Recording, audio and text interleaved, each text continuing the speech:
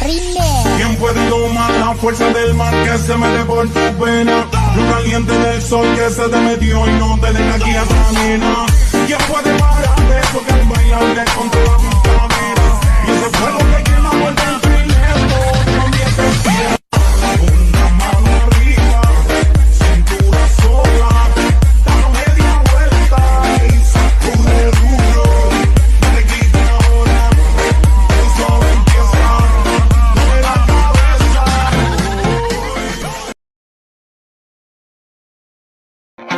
Why you always in the mood? Assalamualaikum warahmatullahi wabarakatuh. Kami mahasiswa-mahasiswi tingkat 1 Politeknik Pembangunan Pertanian Yogyakarta Magelang. Program studi penyuluhan pertanian berkelanjutan 1 akan memaparkan materi mengenai analisis peluang pasar subsistem komoditas anggrek. Untuk memenuhi syarat tugas analisis peluang pasar agribisnis. Halo teman-teman, di sini saya akan menjelaskan mengenai subsistem sarana produksi dalam budidaya tanaman anggrek. Alat dan bahan yang diperlukan untuk penanaman dan perawatan tanaman hias anggrek adalah sebagai berikut. Yang pertama ada pot tanah liat, soft pot, media tanam seperti arang, tanah, sekam, sabut kelapa, pecahan batu ataupun genteng, serutan atau potongan kayu, dan ada akar kadaka. Nah, apa sih akar kadaka itu? Akar kadaka atau banyak disebut orang dengan nama mos hitam merupakan akar tanaman jenis paku-pakuan. Kelebihan akar kadaka sebagai media tanam anggrek yaitu dapat mengatur kelembaban supaya tidak gampang menjadikan akar pada tanaman bunga anggrek membusuk. Selain itu, akar kadaka awet serta dapat digunakan untuk waktu yang lama. Nah, yang ada lagi nih yang satu, yaitu harganya lebih terjangkau. Subsistem sarana produksi. Pada komoditas anggrek, subsistem sarana meliputi 1. Penyiapan media tanam 2. Penyiapan bibit anggrek dalam botol. Mencakup semua kegiatan perencanaan, pengolahan, pengadaan dan penyaluran sarana produksi untuk terlaksananya penerapan teknologi usaha tani dan pemanfaatan sumber daya pertanian yang optimal. subsistem usaha tani. Ada beberapa proses budidaya tanaman anggrek. Ya, yang pertama ada 1. Syarat tumbuh anggrek mencakup ketinggian tempat, intensitas cahaya matahari, sirkulasi angin yang baik, pH tanah mencapai 4,8 sampai 5,5. Yang kedua ada perawatan dengan cara melakukan sanitasi lahan, penyiraman yang teratur, dan memberi pupuk pada tanaman. Dan yang ketiga ada pembibitan. Jenisnya ada kultur jaringan atau buah yang diperoleh dari buah hasil persilangan. Ada split diperoleh dari tanaman dengan jumlah barang lebih dari 7. Ada stek diperoleh dari batang yang tidak terlalu pangkal dan tidak terlalu bawah batang. Yang keempat, ada penanaman.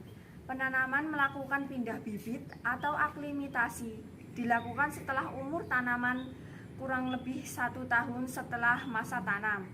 Direndam dengan fungisida dan dibilas air bersih. Kemudian ditanam pada soft pot dengan media akar kadaka. Dan yang kelima, ada pemeliharaan. Pemeliharaan dilakukan dengan cara sanitasi. Sanitasi dilakukan 1 bulan sekali, jika di lahan terbuka dilakukan 2 minggu sekali. Ada pemupukan cukup 2 kali seminggu menggunakan pupuk seperti slow release, pupuk yang mengandung NPK. Dan yang keenam, ada penyiraman.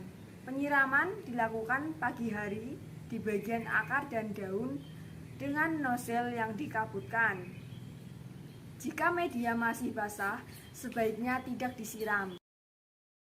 Subsistem agroindustri dapat menyediakan pelatihan budidaya anggrek sekaligus dijadikan agrowisata. Tanaman anggrek bisa dijadikan rangkaian bunga, bibit anggrek dalam botol dapat dijadikan souvenir. Anggrek yang unggul dapat digunakan sebagai indukan kultur jaringan.